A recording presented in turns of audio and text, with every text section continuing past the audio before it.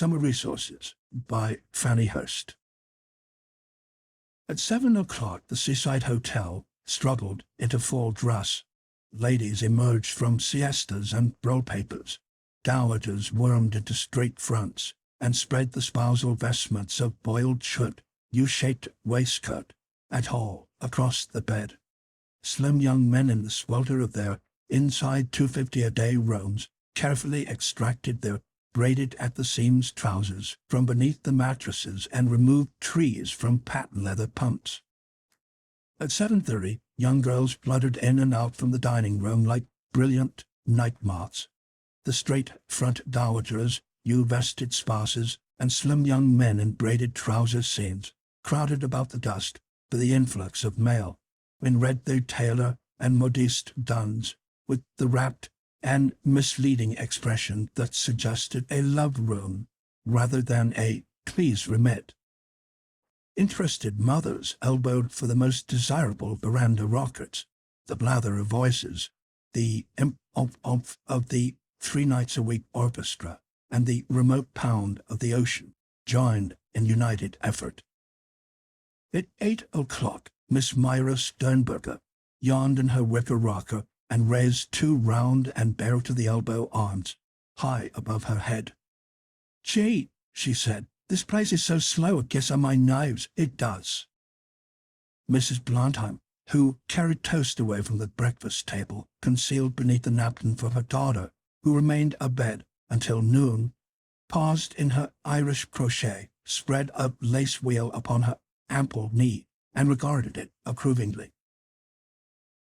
"What you got to kick about, Miss Sternberger? Didn't I see you in the surf this morning with that shirtwaist drummer from Cincinnati?" "Mr. Eckstein? Oh, I've been meeting him down here in July for 2 years. He's a nice fellow and makes a good living, but he ain't my style. Girls are too particular nowadays. Take my Bella. Why, that girl's had chances you wouldn't believe. But she always says to me, she says, 'Mama, I ain't gonna marry till Mr. Right comes along.' That's just the same way with me. My Bella had chances, not 1, but 6. You can ask anybody who knows us in New York, the chances that girl has had. I ain't in a hurry to take the first man that asks me, neither." Mrs. Blondheim wrapped the forefinger of her left hand with the moisturized cotton thread, and her needle flashed deftly. "What about the little Baltimore fellow that went away yesterday? I seen he was keeping you pretty busy." "Oh, Mrs. Blondheim, can a girl have a good time with a fellow without getting serious?" But she giggled in place of consciousness and pushed her combs into place. Miss Sternberger wore her hair oval about her face like Mona Lisa. Her cheeks were pink-tinted like the lining of a conch shell. "My Bella always says a girl can't be too careful at these here summer resorts. That's why she ain't out every night like some of these girls. She won't go out with a young man till she knows he comes from nice people." Miss Sternberger patted the back of her hand against her mouth and stifled a yawn. "One thing I must say for my Bella, no matter where I take that girl, everybody says what a nice retiring girl she is." "Bella does retire rather early," agreed Miss Sternberger in tones drippingly sweet. "I try to make her rest up in summer," pursued Mrs. Blondheim, unpunctured. "You girls wear yourselves out. Nothing but beaux all the time. There ain't a night in New York that my Bella ain't out with some young man. I always say to her, 'Bella, the theaters ought to give you a commission.'" Miss Sternberger rocked. "Where did you say you live in New York, Miss Sternberger?" "West 111th Street. "Oh, yes. Are you related to the Morris Sternbergers in the boys' pants business?" "I think on my father's side." "Honest now, Carrie Sternberger married my brother-in-law, and they're doing grand, too. He's built up a fine business there. Ain't this a small world after all?" "It is that," agreed Miss Sternberger. "Why, last summer I was eating 3 meals a day next to my first cousin and didn't know it." "Look," said Miss Blondheim, "there's those made-up Rosenstein girls coming out of the dining room. Look at the agony they put on, would you? I know 'em when they were living over their gas store on 23rd Street. I wonder where my Bella is. That's a stylish messaline that second one's got on, all right. I think them beaded tunics are swell. If it hadn't been for the false hair praise, old man Rosenstein wouldn't. Mrs. Blondheim leaned forward in her chair. Her little flowered silk work bag dropped to the floor. There's Bella now. Honest, that Mr. Arnheim's ain't left her once today. And he only got here this morning, too. Such a fine young man, the clerk says.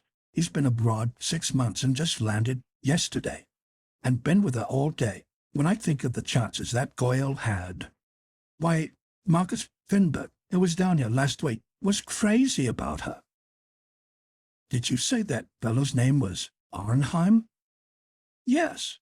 Ain't you heard of the Arnheim models? He's a grand boy, the clerk says, and the swellest importer of ladies' wear in New York. Miss Sternberger leaned forward in her chair. Is that Simon Arnheim? Sure, he's the one that introduced the hobble-skirt. My Bella was one of the first to wear one. There ain't a fad that he don't go over to Europe and get. He made a fortune off the hobble-skirt alone. Is that so? Believe me, if he wasn't all right, my Bella wouldn't let him hang on her that way. I've heard of him. I wish you could see that Babette Dreyfus eyeing my Bella. She's just green because Bella's got him. Do you use the double stitch in your crochet, Mrs. Blondheim? That's a pretty pattern you're working on. Yes, I just finished a set of doilies. You pay $25 for anywhere. Miss Sternberger rose languidly to her feet. Well, she said, I guess I'll take a stroll and go up to bed. Don't be so fidgety, Miss Sternberger. Sit down by me and talk. Miss Sternberger smiled. I'll see you later, Miss Blondheim, and don't forget that preparation I was telling you about, Sloane's mosquito sket. Just rub the bottle stopper over your pillow and see if it'll work. She moved away with the dignity of an emperor moth, slim and supple-hipped in a tight-wrapped gown. The seaside hotel lobby leaned forward in its chairs. Young men moved their feet from the veranda rail and gazed after her. Pleasantries fell in her pathway as roses before a queen. A splay-mouthed youth, his face and neck sunburnt to a beefy red, tugged at her gold-colored scarf as she passed. Oh, you, Myra, he sang. Quit your kidding, Nezzy, she parried back. Who was that blonde I seen you with down at the beach this morning? A voluptuous brunette in a rose-pink dress and diamonds dragged her down to the arm of her rocker. I got a trade list for you, Myra. For me? Yes. Give it to me, Clara. No, I said a trade, and a dandy, too. Who from, man? Yes. Well, I got one for you, too. Leon Eckstein says he thinks you're an awfully sweet girl, and will make some man a grand wife. Clara giggled and fingered the gold fringe edging of Miss Sternberger's sleeve. She spoke slowly and stressed each word alike. Well, there's a fellow just got here from Paris yesterday. Says you sure know how to dress, that you got a swell figure. Who said it? Guess. I should know. That fellow over there with Bella Blondheim, the one with the smooth face and grayish hair. I hear he's a swell New York fella in the important business. How'd Bella grab him? She's been holding on to him like a crawfish all day. She won't let anybody get near him, neither will her mother. Here comes Izzy over here after me. If there's one fellow I can't stand, it's M. Miss Sternberger moved away with her chin tilted at a sharp angle. At a turn in the veranda, she came suddenly upon Miss Bella Blondheim and a sleek, well-dressed young man with grayish hair. Miss Blondheim's hand was hooked with a deadlock clutch to the arm of her companion. Miss Sternberger threw herself before them like a melodrama queen flanking a train. "Hello, Bella," she said in a voice as low as a cello. Miss Blondheim, who had once sold the greatest number of aprons at a charity bazaar, turned cold eyes upon the intruder. "Hello, Myra. she said in cold tones of dismissal. There was a pause. The color swept up and surged over Miss Blondheim's face. "Are you finished with Love in a Cottage, Bella? I promised to Mrs. Weiss when you are finished with it." "Yes," said Bella. "I'll bring it down tonight." There was another pause. The young man with the grayish hair coughed. "Mr. Arnheim, let me introduce you to my friend, Miss Sternberger." The Sternberger extended a highly rimmed hand. "Pleased to meet you," she said. "How do you do, Miss Sternberger?" His arm squirmed free from the deadlock clutch. "Won't you join us?" "Thanks," said Myra, smiling until an amazing quantity of small white teeth showed. "But I just stopped by to tell Bella that Mrs. Blondheim was asking for her." There was a third pause. "Won't you come along, Mr. Arnheim? Mama's always so worried about me, and I'd like for you to meet Mama," said Bella anxiously. With a heroic jerk, Mr. Arnheim managed to free himself entirely. "Thanks," he said, "but I think I'll stay out and have a smoke." Miss Blondheim's lips writhed at the corners. She entered the bright, gaping lobby, threading her way to her mother's stronghold. The maternal glance that greeted her was cold and withering. "I knew if I couldn't hold her, she'd get him away. That's why I didn't go and play lotto with the ladies. Well, I couldn't help it, could I? You're always nosing after me so. Anybody could say you want me and not be lying." That's that," said Kip, "for trying to do the right thing by my children. When I was your age, I had more gumption in my little finger than you got in your whole hand. I'd like to see a little piece like her get ahead of me. No wonder you ain't got no luck." Miss Blondheim sat down wearily beside her mother. "I wish I knew how she does it." "Knife, that's how. Ain't I been preaching knife to you ever since you could talk?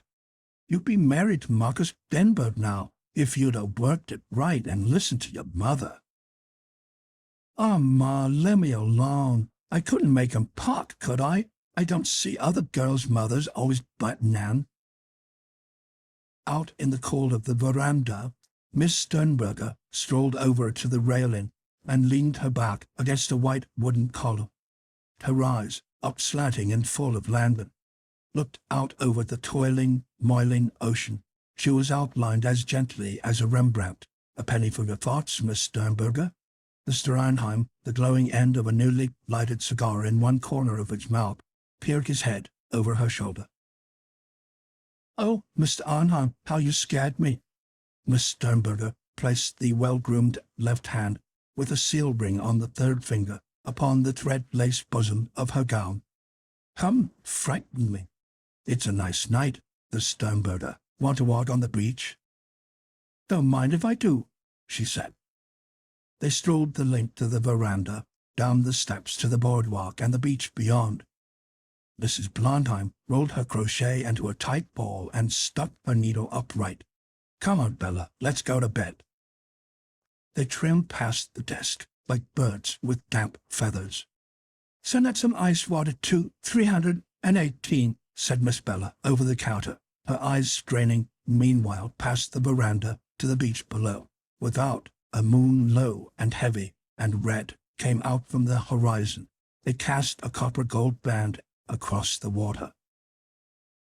"Let's go down to the edge, kiddo." Mr. Arnheim helped Miss Sternberger plow daintily through the sand. "If I get sand in my shoes, I'll blame you, Mr. Arnheim." "Little slippers like yours can't hold much," she giggled. They seated themselves like small dunes on the white expanse of beach. He drew his knees up under his chin and nursed them. In the eerie light, they might have been a fay and a faun in evening dress. "Oh, yeah," said Mr. Arnheim, exhaling loudly. "This is something like it." "Ain't it a grand moon, though, Mr. Arnheim?" "The moon ain't got a show when you're around, little one." "I bet you say that to every girl you meet." "Yes, I do, but I know when a girl looks good to me. I wish I knew if you was jollying me or not. He tossed his cigar into the surf that brawled at their very feet, leaving a rim of foam and scum.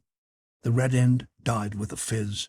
Then he turned his dark eyes full upon her with a steady focus. "If you knew me better, you'd know that I ain't that sort of a fella. When I say a thing, I mean it." His hand lay outstretched. She poured rivulets of white sand between the fingers. They watched the little mounds of sand which she patted into shape. "I'll bet you're a New York girl." "Why?" "I can tell them every time, style and all." "I'll bet you're a New York fellow, too." "Little New Yorking's good enough for me. I've been over in Paris 4 months now, and believe me, it looked good yesterday to see the old girlie holding her lamp over the harbor." Miss Sternberger ran her hand over the smooth sheen of her dress. Her gown was chaste, even stern, in its simplicity, the expensive simplicity that is artful rather than artless. "That's a neat little model you're wearing." "Ah, Mr. Arnheim, what do you know about clothes?" Mr. Arnheim threw back his head and laughed, long and loud. "Well, that too I know about. What-os? I only been in the biz for 8 years. What I don't know about ladies' wear ain't in the dictionary." "Well," said Miss Sternberger, "that's so. I did hear you was in the business."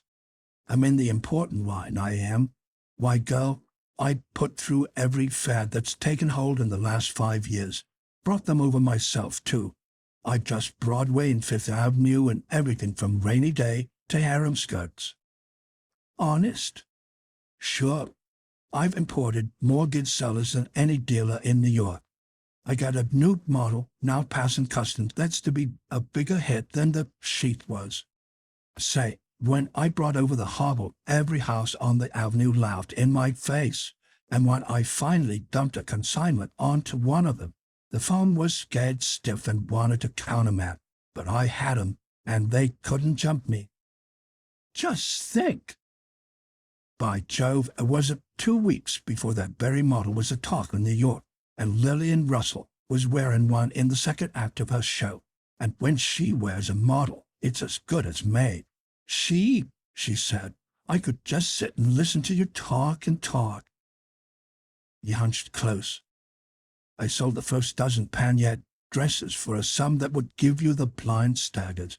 I was just as scared as she was, too, but all you gotta do with women is to get a few good-looking bell sheep to lead, and the others will follow fast." She regarded him in the wan moonlight. "If there's anything I admire," she said, "it's a smart man." "Oh, I don't know," he said.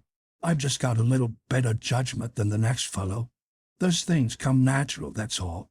In my life, a fellow's got to know human nature. If I'd sprung the hobble on the avenue 5 years ago, I'd gone broke on the gamble. But I sprung the idea on him at just the right time." Her hand, long and slim, lay like a bit of carved ivory on the sand. He leaned forward and covered it with his. "I want to see a great deal of you while I'm down in it." She did not reply, but drew her hand away with a shy diffidence. "I'll bet I could show you some things that would warm you up all right. I'm going into New York, the swellest bunch of French novelties you ever seen. I've got a peach-colored bouquet model I brought over that's gonna be the talk of the town." "A piquet?" He laughed, delighted. "Sure, you never heard of the firm? Wait till you see 'em on show at the opening. It's got the new butterfly back, and believe me, it wasn't no cinch to grab that pattern neither. I laid low in Paris 2 months before I even got a smell at it." "You talk just like a storybook," she said. He stretched himself full length on the sand and looked up into her face. "I'll show you a thing or two when we get back to New York, little one." "You ain't like most of the boys I know, Mr. Arnheim. You got something different about you. And you got a face like the kind you see painted on fans, on the order of a Japanese dame. I got some swell Japanese imports, too." "I could but have said that about me. I take after Pa." "Say, little one, I want your telephone number when I get back to New York. I'll be pleased to have you call me up, Mr. Arnheim. Will I call you up? Well, rather. I know some nice girls I'll introduce you to. He looked at her insinuatingly. I know one nice girl, and that's enough, he said. Oh, Mr. Arnheim, of all the jolliest I ever knew, you got 'em beat. She rose to her feet like a gold-colored phoenix from a mound of white sand. When I meet a fellow I like, I don't want him to tell me nothing but the truth. That's just the way with me. When I meet a girl that looks good, I want to treat her right, and I want her to do the same by me. They strolled along the edge of the beach. Once the foaming surf threatened to lap over her slippers. He caught her deftly and raised her high above the swirl. Oh, she cried a little breathlessly, ain't she strong? Then she laughed in a high-pitched voice. They dallied until the moon hardened from a soft, low ball to a high yellow disk, and the night, damp, seeped into their clothes. Miss Sternberger's yellow scarf lay like a limp rag on her shoulders. You're a perfect 36, ain't you, little one? That's what they say when I try on ready-mates, she replied with sweet reticence. Cheap, he said. Wouldn't I like you and some of my models? Maybe if you ain't no snitch, I'll show you the colored plate some day. I ain't no snitch, she said. Her voice was like a faraway echo. They climbed the wooden steps to their hotel like glorified children who had been caught in a silver weft of enchantment. The lobby was semi-dark. They asked for their keys in whispers and exchanged good nights in long-drawn undertones. Until tomorrow, little one. Until tomorrow. She entered the elevator with a smile on her lips and in her eyes. They regarded each other through the iron framework until she shot from sight. At breakfast next morning, Mrs. Blondheim drew up before her small steak, French fried potatoes, jolly omelette, buttered toast, buckwheat cakes, and coffee. Well, of all the night, she exclaimed to her vis-a-vis, Mrs. Epstein. If there ain't Myra Sternberger eating breakfast with that Mr. Arnheim. Mrs. Epstein opened a steaming muffin, inserted a lump of butter, and pressed the halves together. I said to my husband last night, she remarked, I'm glad we ain't got old daughters till they're married off and all. That ain't no fun. With my Louis, now, it's different. When he came out of the business school, my husband put him in business, and now I ain't got no worry. My Bella ain't never given me a day's worry, neither. And I ain't in no hurry to marry her off. She always says to me, Mama, she says, I ain't no hurry to marry till Mr. Right comes along. My Louis is coming down today or tomorrow on his vacation if he can get away from business. Louis a good boy, if I do say so myself.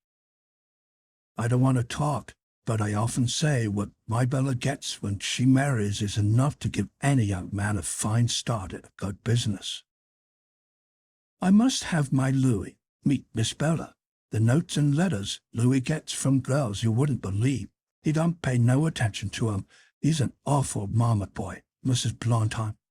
It will be grand for them to meet, said Mrs. Blondheim. If I do say it, my Bella's had proposals you wouldn't believe. Look at Simon Arnheim over there. He only met her yesterday, and do you think he would leave her side all day? No, sirree. Honest, it makes me mad sometimes. A grand young man comes along and Bella introduces him to everyone, but she won't have nothing to do with him. Try some of this liver and onions, Miss Blondheim. It's delicious. Mrs. Blondheim partook and nibbled between her front teeth. I got a grand recipe for sus and sour liver. When we're at home, my Bella always says, Mama, let's have some liver and gedämpftes Fleisch for lunch. Do you soak your liver first? Inquired Mrs. Epstein. My Louis won't eat nothing sus and sour. It makes me so mad. I got to cook different for every one in my family. Louis won't eat this, and his father won't eat that. I'll give you the recipe when I give you the one for the noodles. Bella says it's the best she ever ate. My husband gets so mad when I go down in the kitchen. me with 2 grandgirls and a washerwoman 2 days a week, but the girls can't cook to suit me. Excuse me too, from American cooker. Mrs. Blondheim's interest and gaze wandered down the dining hall. I wish you'd look at that Steinberger girl acting up. Ain't it disgusting? Please pass the salt, Miss Blondheim. That's the trouble with hotel cooking. They don't season. At home, we like plenty of it too. I season, and then at the table my husband has to have more. She wouldn't have met him at all if it hadn't been for Bella, pursued Miss Blondheim. The object of Mrs. Blondheim's solicitude, fresh as spring in crisp white lemon, turned her long eyes upon Mr. Arnheim. You ought to feel flattered, Mr. Arnheim, that I let you come over to my table. Mr. Arnheim regarded her through a mist of fragrant coffee steam. You bet your life I'd feel flattered. I'd get up earlier than this to have breakfast with the little queen. Ain't you ever going to quit jollying? He leaned across the table. That ain't a bad linen model you wear, and it's domestic goods, too. Where'd you get it? At Lipnun's. I sold them at the consignment last year. But say, if you want to see real classy white goods, you ought to see some routine cutaways I'm bringing over. I've brought a model I'm going to call the Phoebe Snow. It's the niftiest thing for early fall you ever saw. Routine? You never heard of it? That's where I get my work at. It's the new lot, the novelty stuff that gets the money. Are you going in the surf this morning, Mr. Arnheim? I'm going where you go, little one. He dropped 2 lumps of sugar into her coffee cup. Sweets to the sweet, he said. Silly. But she giggled under her breath. They pushed back their chairs and strolled down the aisle between the tables. She smiled brightly to her right and left. Good morning, Miss Blondheim. Is it warm enough for you? Good morning, replied Miss Blondheim, stabbing a bit of omelette with vindictive fork. Mr. Epstein looked after the pair with warming eyes. She is a stylish dresser, ain't she? I wish you'd seen the white linen my Bella's got. It's got 16 yards of clony lace in the waist alone, and such cloning, too. I paid $1.50 a yard wholesale. Just look at this waist I'm wearing, Miss Blondheim. You wouldn't think I paid $3.50 for the lace, would you? Oh, yes, I can always tell good stuff when I see it, and I always say it pays best in the end, said Miss Blondheim, feeling the heavy lace edge of Mrs. Epstein's sleeve between discriminating thumb and forefinger. Suddenly, Mrs. Epstein's eyes widened. She rose to her feet, drawing a corner of the tablecloth awry. If it ain't my Louis! Mr. Louis Epstein, a faithful replica of his mother, with close black hair that curled on his head like the nap of Persian lamb, imprinted a large, moist kiss upon the maternal lips. Hello, Ma. Didn't you expect me? Not to the 10 o'clock train, Louis. How's Papa? He's fine. I left him, filling them goods, to Bokang. How's business, Louis? Not though, Dad, but Pa can't get away yet for a week. The fall goods ain't all out yet. Ain't it awful the way that man is off of business, Mrs. Blondheim? This is my son, Louis. Well, Mr. Epstein, I've heard a lot about you. I want you to meet my daughter Bella. You ought to make friends. Yatum, said Mr. Epstein. Out on the clean-washed beach, the sun glinted on the water and sent points of light dancing on the wavelets like bits of glass. Children in blue wrappers burrowed and jangled their painted spades and pails. Nursemaids planted umbrellas in the sand and watched the charges rock. Parasols flashed past like gay-colored meteors. In the white-capped surf, bathers bobbed and shouted, and all along the shoreline the tide ran gently up the beach and down again, leaving a smooth, damp stretch of sand which soughed and sucked beneath the steps of the bathers. Far out, where the waters were highest in the white caps, Madis, the Starnheim, held Miss Sternberger about her slim waist and raised her high over each rushing breaker. They caught the swells and lay back against the heavy tow, letting the wavelets wrap up to their chins. Mr. Arnheim, with little rivulet running down his cheeks, shook the water out of his grayish hair and looked at her with salted, red-rimmed eyes. "Gee," he wheezed, "you're a sparky little devil. Excuse me from the beach walkers. I like 'em when they're game like you." She danced about like an amphitrite. "Who would be afraid of the water with a dandy swimmer like you?" "This ain't nothing," said Mr. Arnheim. "You ought to see me in Stillwater. At our van last summer, I was the talk of the place." They emerged from the water, dripping and heavy-footed. She wrung out her brief little skirts and stamped her feet on the sand. Mr. Arnheim hopped on one foot and then on the other, holding his head aslant. Then they stretched out on the white, sun-baked beach. Miss Sternberger loosened her hair and a shower about her. "Gee, ain't you got a swell bunch of hair?" She shook and fluffed it. "You ought to seen it before I had typhoid. I could sit on it then. That Phoebe Snow model that I got in mind for Lillian Russell would make you look like a queen with that hair of yourn." She buried his arm in the sand and patted the mound. "Now," she said, "I got you, and you can't do anything without asking me." "You got me anyway," he said with an expressive glance. "Yes," she purred, "that's what you say now. But when you get back to New York, you'll forget all about the little girl you met down at the shore." "That's all you know about me. I don't take up with every girl." "I'm glad you don't. But I'll bet you about a different fellow for every day when you're in New York." "Nothing like that," she said.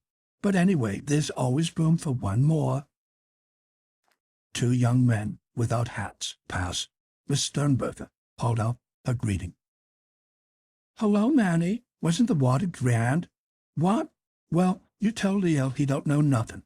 No, we don't want to have our pictures taken. Mr. Arnheim, I want to introduce you to Mr. Landauer, a neckwear man out of Baltimore, and Mr. Manny Sinai, also neckwear, out of New York." They posed, with the white sunlight in their eyes. "I hope we won't break the camera," said Arnheim. The remark was greeted with laughter. The little machine clicked. The newcomers departed, and then Miss Sternberger and Mr. Arnheim turned to each other again. "You ain't tired, are you, Myra?" "No, Simon." She dashed to her feet and tossed the hair back from her face. "I ain't tired." They walked down the beach toward the bathhouse, humming softly to themselves. "I'll be out in 10 minutes, she said, pausing at the door of her locker. "Me too." When they met again, they were regroomed and full of verve. She was as cool as a rose. They laughed at their crinkly fingertips, wrinkled by the water like parchment, and his neck, where it rose above the soft high collar, was branded by the sun of flaming red. "Gee," she cried, "ain't you sunburned?" "I always tan red," he said. "And me, I always tan. They exchanged these pithy and inspired bits of autobiography in warm, intimate tones. At the hotel steps, she sighed with a delicious weariness. "I wish I could do everything for you, little one, even walk upstairs." "I ain't tired, Simon, only, oh, I don't know." "Little one," he said softly. In the lobby, Miss Bella Blondheim leaned an elbow on the clerk's desk and talked to a stout young man with a gold-mounted Elks tooth on his watch fob and black hair that curled close to his head. They made a group of four for a moment, this Blondheim regarding the arrivals with bright, triumphant eyes. "My friend, Mr. Louis Epstein," she said. The men shook hands.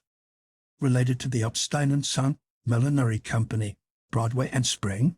"Certainly am. I happen to be the bun myself." "Was you in the surf this morning, Bauer? It was grand." "No, Myra," replied her friend. "Miss Epstein and me took a trip to Ocean View." "You missed the water this morning. It was fine and dandy," volunteered Mr. Arnheim. Me and Miss Epstein are going this afternoon, ain't we? We certainly are, agreed Mr. Epstein, regarding Miss Blondheim with small, admiring eyes. Miss Sternberger edged away. Pleased to have met you, Mr. Epstein. Mr. Arnheim edged with her, and they moved on their way toward the dining room. Mrs. Blondheim, from her point of vantage, the wicker-robber, leaned toward her sister-in-law. Look, Hannah, that's Louis Epstein, of the Epstein and Son Millinery Company, with Bella. He's a grand boy. I meet his mother at Dr. Burdenpole's lecture every Saturday morning. Epstein and Son have got a grand business, and Bella could do a whole lot worse. Well, I wish her luck, said Mrs. Blondheim's sister-in-law. I smell fried smelts. Let's go into the lunch.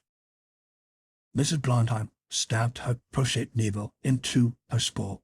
I usually dip my smelts in breadcrumbs. Have you ever tried them that way, Hannah? Julius doesn't eat smelts. They moved toward the dining room. Late that afternoon, Miss Sternberger and Mr. Arnheim returned from a sale. Their faces were flushed and full of shy, sweet mystery. I can't show you the models the way I'd like to, dearie, but I got 'em in colors just like the real thing.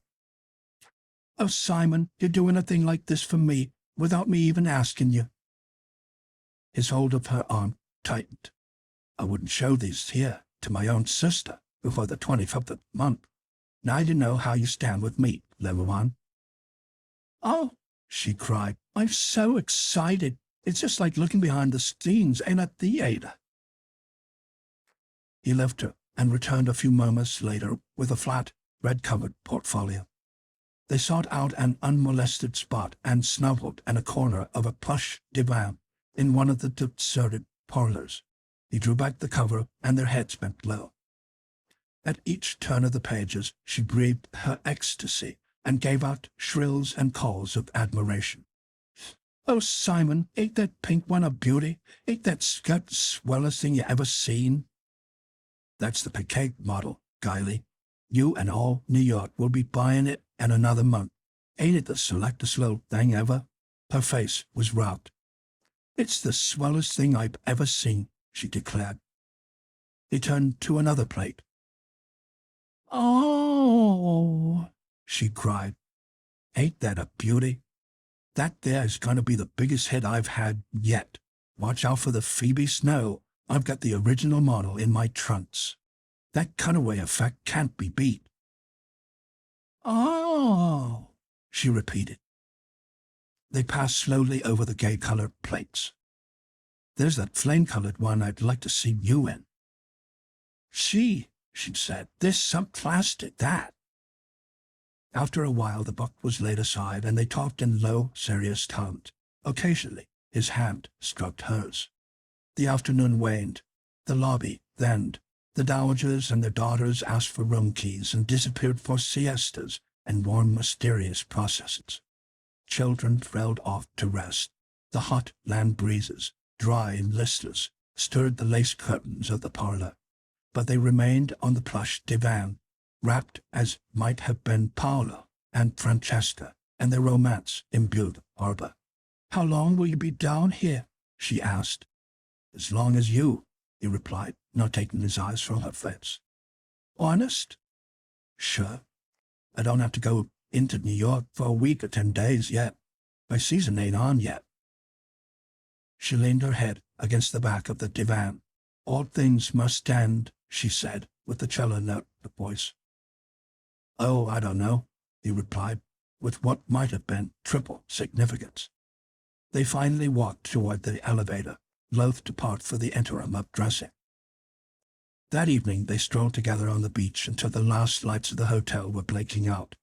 Then they stole into the semi-dark lobby like thieves, but soft voiced, joyous thieves. A few straggling couples like themselves came in with the same sheepish but bright-eyed hesitancy. At the elevator, Miss Blondheim and Mr. Epstein were lingering over good nights. The quartet rode to the respective floors together, the girls regarding each other with shy, happy eyes, the men covering up their self-consciousness with silence. Ain't you ashamed to keep such late hours, Miss Blondheim? Said Mr. Arnheim. I don't see no early-to-bed, early-to-rise medals on none of us, she said diffidently. The dumber were dort. Sure ain't got no place for a minister, Don, said Mr. Epstein laughter. Remember Mr. Arnheim, who was up first, waiting the leather chair opposite the elevator? Sure thing, Miss Steinberger. The last glance, full of significance, was for Mr. Arnheim.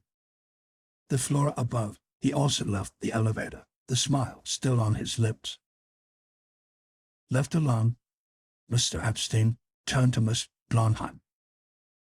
Good night, dearie. Sweet dream. Good night, Louis, she replied. Sent to you.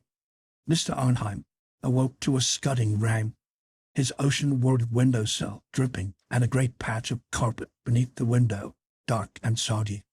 Downstairs the lobby buzzed with restrained energies, a few venturesome ones in oils and turned-up collars paced the veranda without. Mr. Arnheim, in his invariable soft collar and shadow-checked suit, skirted the edge of the crowd in matinal, ill-humored, and deposited his room key at the desk. The clerk gave him in return a folded newspaper and his morning mail. Mr. Arnheim's morning aspect was undeniable. His adjusted too generous use of soap that bay rum, and his eyes had not lost the swollen heaviness that comes with too much or too little sleep. He yawned and seated himself in the heavy leather chair opposite the elevator. His first letter was unstamped and addressed to him on hotel stationery. The handwriting was an unfamiliar backhand, and the enclosure brief. Dear Mr. Arnheim, I am very sorry we could not keep our date, but I got a message, and I got to go in on the 7:10 train. Hope to see you when I come back. Sincerely, Myra Steinberger. Mr. Arnheim replaced the letter slowly in the envelope. There were two remaining, a communication from a cloak manufacturing firm and a check from a banking house. He read them and placed them in his inside coat pocket. Then he settled the back of his neck against the rim of the chair, crossed one leg over the other, rattled his newspaper open, and turned to stock market reports. 1 week later, Mr. Simon Arnheim, a red portfolio under one arm, walked into the mahogany, green-carpeted, soft-lighted establishment of an importing house on Fifth Avenue. This is S.S. Schlimberg, senior member, greeted him in her third-floor office behind the fitting ropes.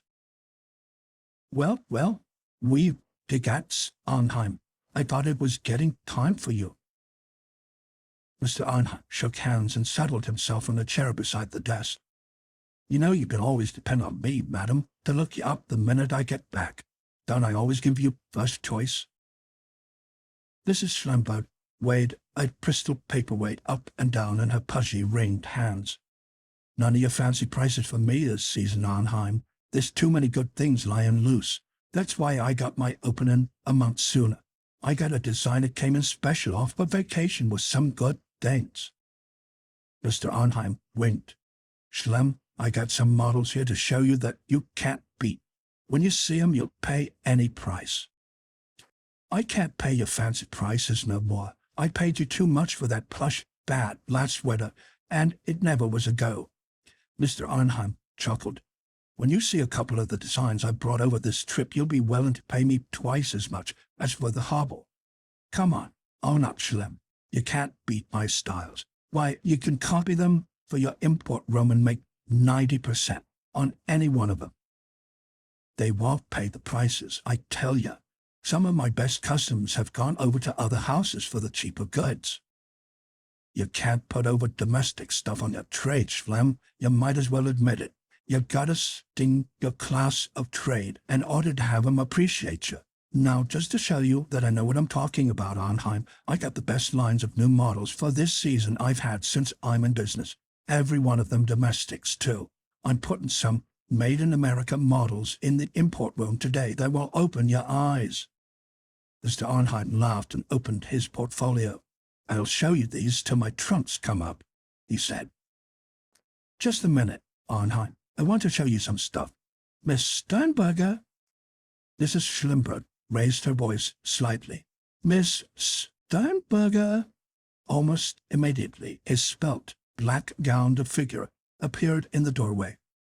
She wore her hair oval about her face, like a Mona Lisa, and her hands were long in the dusky white of ivory. "Mr. Arnheim, I want to introduce you to a designer we got since you went away. Mr. Arnheim, Miss Sternberger." The whir of sewing machines from the workrooms cut silence. "How do you do?" said Miss Sternberger. "How do you do?" said Mr. Arnheim. "Miss Sternberger is like you, Mr. Arnheim. She's always out after novelties, and I will say for her she don't miss out. She put out a line of uncut velvets last winter. That was the best sellers we had." Mr. Arnheim bowed. The Schlemberg turned to Miss Sternberger. "Miss Sternberger, will you bring in some of those new models that are going like hotcakes? Just in the forms will do." "Certainly." She disappeared from the doorway. Miss Schlemberg tapped her forefinger on the dust. "There's the finest little designer we've ever had. I got her off at Philadelphia House, and I ain't never regretted the money I'm paying her. She's done more for the house in 8 months than Miss Isaacs did in 10 years. Miss Sternberger returned. The stockboy wheeled in the new models on wooden figures, while Mrs. Schlemberg and her new designer arranged them for display. Mrs. Schlemberg turned to Mr. Arnheim. "How's the wife and boys, Arnheim? I ain't seen 'em since you brought 'em all in to see Labor Day parade from the store windows last fall. Them's fine boys you got there, Arnheim." "Thanks," said Arnold.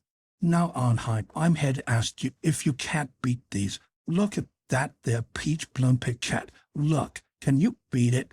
That there's the new butterfly sket, just 1 year ahead of anything that's being shown this season." Mrs. Schlemberg turned to a second model.